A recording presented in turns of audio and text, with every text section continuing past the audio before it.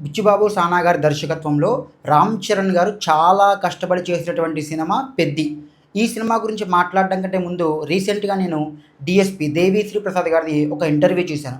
అందులో ఆయన ఏం మాట్లాడుతున్నారంటే, మనం మన పని మనం చేసుకుంటూ ఎదుటి వాళ్ళని ఏమీ నొప్పించకుండా మన పని మనం చెయ్యాలి. అలా కాకుండా ఎదుటి వాళ్ళు బాధపడినా నాకేం పర్లేదు, అని చెప్పాలనుకున్న విషయాన్ని నేను చెప్పేస్తాననుకుంటే అది సెల్ఫిష్‌నెస్ అవుతుంది. దానివల్ల ఎదుటి వ్యక్తులు చాలా బాధపడతారు అని చెప్పారు.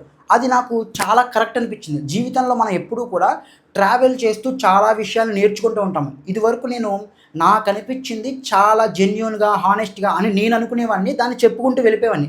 దానివల్ల ఎదుటి వ్యక్తులు చాలా బాధపడతారు. చాలా హార్ష్‌గా చెప్పడం వల్ల అనిపించింది. అందుకని ఇప్పటి నుంచి వీలైనంత వరకు హార్ష్‌గా చెప్పకుండా సబ్జెక్ట్ చెప్పే ప్రయత్నం చేస్తాను. ఇప్పుడు ఈ 'పెద్ది' సినిమా. ఇలాంటి సినిమాలను తీస్తే దర్శకుల్ని ఏమి అనాలో మీరే చెప్పండి. ఒక దర్శకుడిగా బుచ్చిబాబు గారికి ఇంత పెద్ద బడ్జెట్ ఇచ్చి, హీరో గారు ఇంత కష్టపడి చేస్తూ, ఇంత పెద్ద ఆర్టిస్టులనిచ్చి, గొప్ప గొప్ప టెక్నీషియన్‌లిచ్చి, అందులో ఇద్దరు ముగ్గురు టెక్నీషియన్‌ల వరకు బాలేకపోయినప్పటికీ కూడా వాళ్ళు చాలా లెజెండరీ టెక్నీషియన్స్. అలాంటి వ్యక్తులందరినీ కూడా దర్శకుడికి ఇచ్చినప్పుడు, దర్శకుడు తన వర్క్‌తో ఎలాంటి అవుట్‌పుట్ ఇవ్వాలి? ఈ సినిమా దర్శకుడు బుచ్చిబాబు గారు ఎలాంటి అవుట్‌పుట్ ఇచ్చారు? మీకు ఎక్కడా కూడా ఒక రియలిస్టిక్ ఫిల్మ్ చూస్తున్నామే అన్న భావన మనకి కలగదు. ఇది ఒక స్పోర్ట్స్ డ్రామా. స్పోర్ట్స్ డ్రామా అంటే మనకి ఎంత రియలిస్టిక్‌గా ఉంటే అంత న్యాచురల్‌గా సినిమా అనేది అనిపిస్తది. అంత ఇంపాక్ట్ ఉంటది. సినిమా కథ యొక్క ఇంపాక్ట్ ఆడియన్స్ మీద. మీకు క్రికెట్ ఆడతారు. Cricket ball CG. కుస్తీ కొడతారు. కుస్తీ ఏమో మనకి రోప్స్ ఏసి లాగేస్తుంటే, ఇప్పుడు హీరో ఎత్తకుండా అక్కడ ఎందుకని ఇంపాక్ట్ వస్తది? అవ్వడానికి సినిమాలో చాలా పెద్ద పెద్ద ఆర్టిస్టులున్నారు. మిర్జాపూర్ యాక్టర్ దివ్యేందు గారున్నారు. బొమ్మన్ ఇరానీ గారున్నారు. రావు రమేష్ గారున్నారు.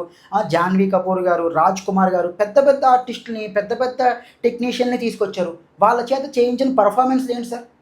దివ్యేందు గారికి ఆ క్యారెక్టర్ అవసరమా? జగపతి బాబు గారి క్యారెక్టర్ గురించి ఎంతలాగా ఆయన చెప్పారు, డైరెక్టరు చెప్పారు. ఎందుకు సార్ ఆయన క్యారెక్టర్‌కి ఉన్న ఇంపార్టెన్స్ ఏంటి? హార్డ్‌లీ ఒక 4, 5 సీన్‌లు కూడా లేవాయనకి.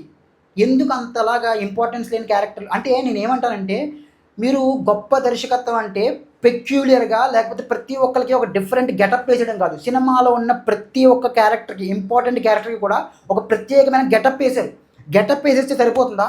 వాళ్ళకి క్యారెక్టర్ రాయాలి. వాళ్ళ చేత సరైన పెర్ఫార్మన్స్‌లు చేయించుకోవాలి.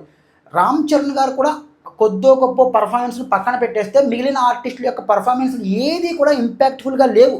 కొంతమంది ఆర్టిస్టులు వారి యొక్క సొంత టాలెంట్ వల్ల ఏదో వారి యొక్క ప్రతిభను చూపించే ప్రయత్నం చేశారే తప్ప అది దర్శకుడి యొక్క గొప్పతనం ఏమీ కాదు. ఇంకా టెక్నికల్‌గా కూడా ఎంత పెద్ద పెద్ద పేర్లున్నాయండి. ఒక రత్నవేలు గారేమో సినిమాటోగ్రఫీ, ఏఆర్ రెహమాన్ గారు ఎప్పుడూ తెలుగు సినిమాలు పెద్దగా చేయనటువంటి ఏఆర్ రెహమాన్ గారు ఫస్ట్ టైము ఒక బుచ్చిబాబు గారితో సినిమా చేస్తున్నారంటే నేను చాలా ఎక్స్‌పెక్ట్ చేసుకున్నాను. బాబు ఏంటి సినిమా అంత గొప్పగా ఉంటదా? కథ అంత గొప్పగా రాసారా? ఏఆర్ రెహమాన్ గారికి అంత గొప్పగా నచ్చేసిందని చెప్పేసి.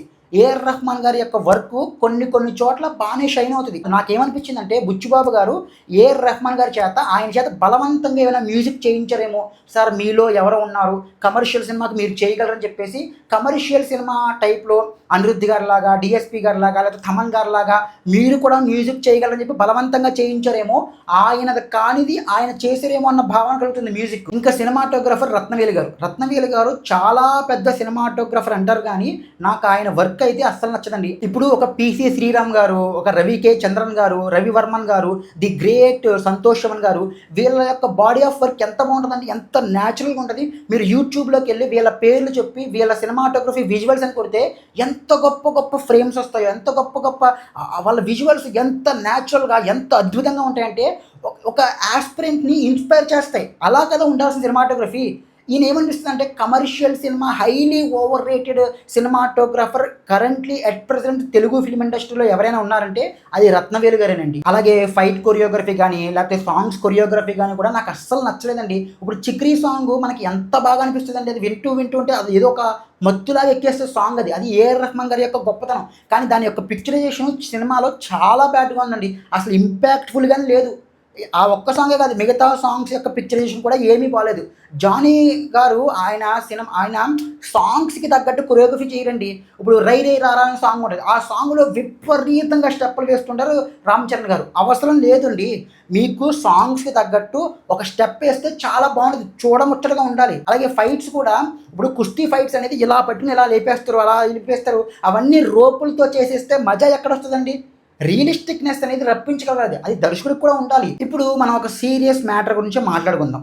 నేనేదో పెద్ద ఉత్తముడిని, నేనేదో పెద్ద పత్తితులని చెప్పట్లేదు గానీ, నేనేదో ఎక్స్‌పోజింగ్‌కి వ్యతిరేకమని చెప్పట్లేదు గానీ, ఈ హీరోయిన్ క్యారెక్టర్‌ని ఎందుకని చెప్పి ఇలా డిజైన్ చేస్తారో నాకసలు అర్థమే కాదండి. ఈ సినిమా కథని జెన్యూన్‌గా, హానెస్ట్‌గా చూసుకుంటే గనక ఎంత మీరు సినిమాటిక్ లిబర్టీ తీసుకున్నా సరే, హీరోయిన్ క్యారెక్టర్ అంతలా ఎక్స్‌పోజింగ్‌గా ఊర్లలో అంతమంది మధ్యన తిరగడం అనేది ఏ విధంగా కూడా లాజికల్‌గా కన్విన్సింగ్ కాదండి. లాజికల్‌గా మీరు పక్కన పెట్టేసినా సరే, మోరల్‌గా చూసుకున్నా సరే అదో పెద్ద బూతులాగే అనిపిస్తుంది. ఓకే. హీరోయిన్ చాలా పెద్దింటమ్మాయి. సర్పంచ్ కాకపోయినా చాలా డబ్బున్న వంటి వ్యక్తి యొక్క కూతురు. అయినప్పటికీ కూడా మరీ పైట తీసేసి, మరీ తన నావెల్ కనిపించేలాగా, తన అంగాంగాల్ని కనిపించేలాగా తిరుగుతుందండి. ఇది ఎంతలాగా వాడతారండి? ఎంత ఎక్స్‌ప్లాయిట్ చేస్తారండి హీరోయిన్స్‌ని? నాకు అర్థమయ్యింది ఏంటంటే, డైరెక్టర్ బుచ్చిబాబు గారి యొక్క మైండ్ చాలా వల్గర్ మైండ్ అండి. నేను ఎందుకు చెప్తున్నానంటే, ఈ సినిమాలో కొన్ని డైలాగ్స్ ఉంటాయి. దీని పాంప్లెట్ ఈరోజు పగలగొట్టేయాలని జాన్వీ కపూర్‌ని చూసి విలన్ అంటాడు. విలన్ అంటే పర్లేదు. హీరో కూడా అంటాడు. ఇలా పెట్టి ఇలా కొడుతూ దీన్ని ఏదో చెయ్యాలిరా అని అంటాడు. ఎనకాల కూర్చుంటే మన కమెడియన్ సత్య గారు తగులుతుందిరా అంటారు. ఇలాంటివన్నీ నేను కొన్ని బూతు పదాలు మాట్లాడుతుంటాను. ఇవన్నీ చూసినప్పుడు నాకేమనిపించిందంటే, చాలా వల్గర్ మైండ్ సెట్ డైరెక్టర్‌ది. ఆ హీరోయిన్ జాన్వీ కపూర్ గారు ఒక 100 మంది చాలా మంది ముందు ఏదో ప్రసంగం ఇస్తుంటే విలన్ బ్యాచ్‌లో ఒకడొచ్చేసి హీరో అదే మన దివ్యేందు గారి బ్రదర్ వచ్చేసి ఆమె లంగా కట్టుకుంటారు జాన్వీ కపూర్ గారు. ఆ లంగాని కోసేస్తారు. అది ఎంత దరిద్రమైన థాటు. సినిమాలో అలాంటి సన్నివేశాలు పెట్టాల్సిన అవసరమే లేదు. ఒకవేళ పెట్టామనుకున్నా సరే ఎందుకు ఎమోషన్ వర్కౌట్ అవుతుంది సార్? బేసిక్ కామన్ సెన్స్ ఉంటే డైరెక్టర్‌కి అది అర్థమవుతుంది. ఎందుకంటే హీరోయిన్ చేత అంతలా ఎక్స్‌పోజింగ్ చేయించి సడన్‌గా ఆమెని లంగా కోసేస్తే ఎమోషన్ ఎందుకు వర్క్ అవుతుంది? ఇప్పుడు చిన్న బేసిక్ ఎగ్జాంపుల్ చెప్తాను. ఇప్పుడు ఒక వ్యక్తి బైక్ మీద చాలా ర్యాష్‌గా డ్రైవింగ్ చేసుకుంటూ వెళ్తాడండి. వాడు పడిపోయాడనుకోండి, జనాలందరూ ఏమవుతారు? వీడికి బాగా కుదిరిందా? బాగా అయ్యిందంటారు. అంతేనా? ఇప్పుడు హీరోయిన్ కూడా అంతలాగా ఎక్స్‌పోజింగ్ చేసుకుంటూ వెళ్తే ఎవరైనా ఆమె మీద ఎందుకని సింపతి చూపిస్తారు? వర్క్ అవ్వదు. పోనీ వర్క్ అవుతుంది. అక్కడ ఉన్న వాళ్ళే కాదు, చూస్తున్న ఆడియన్స్ కూడా చాలా మెచ్యూర్ పర్సన్స్. వాళ్ళు ఒక అమ్మాయి తన ఎలాంటి డ్రెస్ వేసుకోవాలో తను నిర్ణయించుకుంది. తప్పేమీ కాదు అని చాలా మెచ్యూర్‌గా ఆలోచించారు అని డైరెక్టర్ ఆలోచించాడని మనం అనుకుందాం. అయినప్పటికీ కూడా ఇప్పుడు విలన్ చేసిన దానికి హీరో కూడా ఒక పని చేస్తాడు. దానికి తేడా ఏముందో నాలాంటి ఒక బేసిక్ నార్మల్ ఆడియన్స్‌కి డైరెక్టర్ గానీ, మేకర్స్ గానీ ఎక్స్‌ప్లెయిన్ చేస్తే బావుంటుంది. హీరో ఫస్ట్ టైము హీరోయిన్‌ని చూసి ఆమె అంగాంగాల్ని అన్నిటిని చూస్తారు. మరి ఎంత దారుణంగా అంటే, ఎంత చీప్‌గా అంటే మరీ ప్రతి బాడీ పార్ట్‌ని కూడా చాలా క్లోజప్ షాట్‌లో చూపిస్తాడు డైరెక్టర్.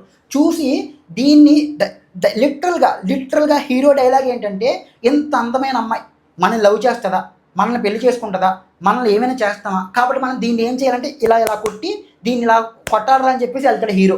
ఎంత బూతుగా ఉందండి డైలాగ్ అది. పోనీ వెళ్ళి ఏం చేస్తాడంటే బలవంతంగా కరెంటు పోయినప్పుడు హీరోయిన్‌కి ముద్దు పెట్టేస్తాడు. అది ఏమైనా కరెక్టా? ఆమె ఇబ్బంది పడతది. ఆమె ఏమి లవ్ చేయట్లేదు, ఏమీ చేయట్లేదు. సెకండ్ హాఫ్‌లో మళ్ళీ ఎంత ఎక్స్‌ప్లనేషన్‌లు నాకు కోపం రాకుండా నేను ప్రశాంతంగా ఎవరిని నొప్పించకుండా రివ్యూ ఇవ్వాలని చెప్పేసి ఇలా ఇస్తున్నాను గానీ, లేకపోతే నాకు ఈ పాటికి బూతులొద్దునండి. సెకండ్ హాఫ్‌లో రామ్ చరణ్ గారు హీరోయిన్ అడుగుద్ది. సడన్‌గా వస్తది హీరోయిన్ వచ్చి, "నువ్వే కదా నాకు ముద్దు పెట్టింది ఆ రోజు.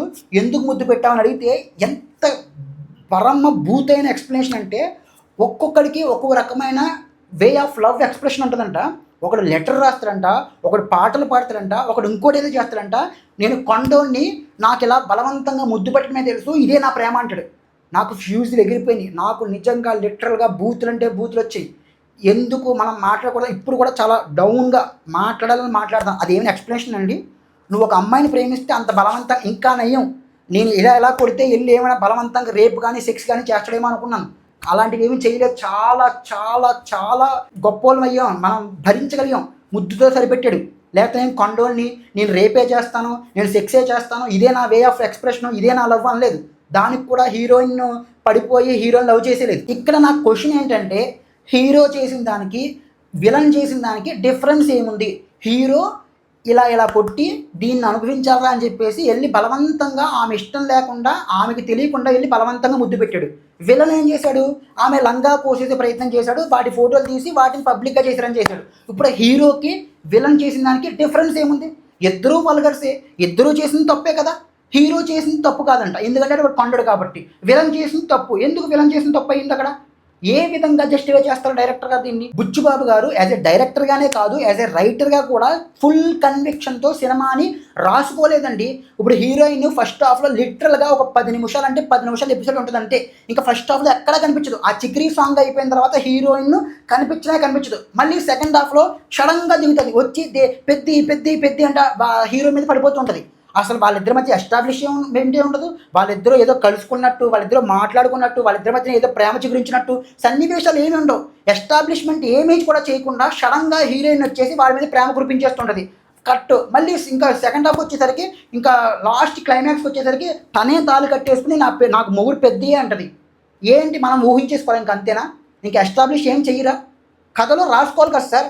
ఇప్పుడు ఒక అమ్మాయి ఒక వ్యక్తిని, ఆ వ్యక్తి కూడా ఎవరు, ఒక గొప్పింటి అమ్మాయి ఎవరో ఒక కూలీ పని చేసుకునే వాడికి ఐడెంటిటీ కూడా లేని వ్యక్తిని ప్రేమిస్తుంది అంటే, ప్రేమించడమే కాకుండా తననే పెళ్లి చేసుకుంటానని చెప్పేసి తనకి తనే తాలిబట్టు కట్టేసుకుంటుందంటే అక్కడ ఎంత ఎస్టాబ్లిష్ చేయాలి మీరు? ఏమీ చేయకుండా డైరెక్ట్ సీన్ పెట్టేస్తే ఎమోషన్ వర్క్ అయిపోతుందా సార్? ఎంచుకోవడానికి ఒక మంచి మూల కథనే ఎంచుకున్నారు. అంటే ఒక ఐడెంటిటీ కూడా లేనటువంటి ఒక ఊరికి ఒక ఐడెంటిటీని ఇవ్వాలని చెప్పేసి తన ఆటని ఉపయోగించి తన ప్రాణాన్ని కూడా లెక్క చేయకుండా తన ఊరికి ఒక ఐడెంటిటీని తెప్పించినటువంటి ఒక కుర్రాడి పాత్ర కథ ఈ సినిమా. మూల కథ కింద చూసుకుంటే చాలా బాగుంది, చాలా ఇన్స్పైరింగ్గా ఉంది అనిపిస్తుంది. కానీ ఎగ్జిక్యూషన్లో చాలా ఫెయిల్ అయిపోయింది సినిమా. దానికి కారణం ఏమిటంటారు? దర్శకుడికి డైరెక్టోరియల్ టాలెంట్ లేకపోవడమే. నేను ఏమనుకునేవాడిని అంటే, నెపోటిజం అనేది ఎక్కడైనా పనిచేస్తుంది కానీ టాలెంట్, క్రియేటివిటీ ఉండేటటువంటి రంగాల్లో నెపోటిజం అనేది పనిచేయదు అనుకునేవాడిని. ఫర్ ఎగ్జాంపుల్, ఇప్పుడు నెపోటిజం ఉంది. ఇప్పుడు నెపోటిజంతో మీరు ఒక వ్యక్తిని హీరో చేయగలరేమో, లేకపోతే ఒక అమ్మాయిని హీరోయిన్ చేయగలరేమో, ఒక పొలిటీషియన్ చేయగలరేమో, ఒక బిజినెస్ మ్యాన్ చేయగలరేమో. కానీ నెపోటిజంతో మీరు ఒక మ్యూజిక్ డైరెక్టర్ని చేయలేరు, ఒక సినిమాటోగ్రఫర్ని చేయలేరు, ఒక డైరెక్టర్ని చేయలేరు, ఒక ఇంటర్నేషనల్ క్రికెటర్ని చేయలేరు, ఒక స్పోర్ట్స్ మ్యాన్ తయారు చేయలేరు అనేది నేను బలంగా భావించేవాడిని. కానీ బుచ్చుబాబు గారిని చూసిన తర్వాత నెపోటిజము, టాలెంట్, క్రియేటివిటీ ఉన్న చోట్లలో కూడా వర్క్ అయిపోతుంది. అవి లేకపోయినా సరే సక్సెస్ అయిపోవచ్చు అని అనిపిస్తుంది. ఇంకా ఈ సినిమా యొక్క ఫైనల్ వర్డ్ ఏంటి అంటే, నేను ఎప్పుడూ కూడా ఒక విషయాన్ని బలంగా నమ్ముతాను. ఒక సినిమా హిట్ అవ్వాలన్నా, ఫ్లాప్ అవ్వాలన్నా, ఒక సినిమా గొప్ప సినిమా అవ్వాలన్నా, చెత్త సినిమా అవ్వాలన్నా, ఒక సినిమా చరిత్రలో నిలిచిపోవాలన్నా, చరిత్రహీనమైనటువంటి సినిమా అవ్వాలన్నా సరే అది కేవలం దర్శకత్వంలోనే ఉంటుంది. అలాంటి దర్శకత్వము ఈ సినిమాకి చాలా వీక్గా ఉండడం వల్ల మంచి కథనే ఎంచుకున్నప్పటికీ అది నిర్జీవం అయిపోయింది. That's it. జై హింద్.